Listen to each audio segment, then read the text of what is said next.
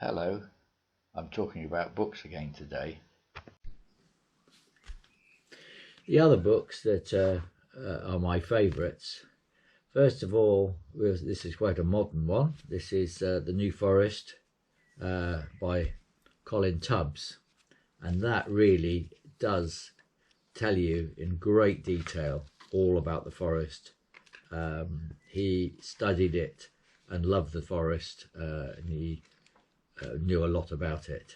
And it's definitely a very, very good book to have. You must have that one.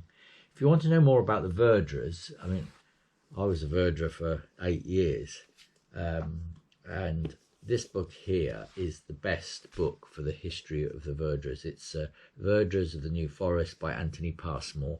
It is a very, very good history of the Verdras, well researched, and it's got a good index, so I continually look things up in that.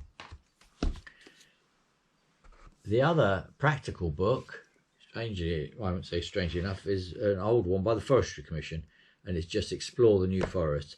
And that is a very basic book, but it's excellent, and it's got lots of little pieces in there by people who have written about the ecology and the history.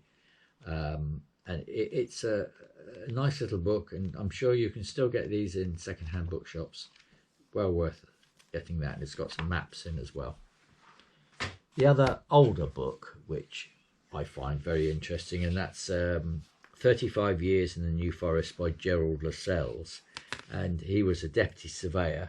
The deputy surveyor is the post of the person who is in charge of the New Forest, and that's him there. He used to do a lot of falconry. But it's a very interesting book. It's his time spent looking after the New Forest, and it's not.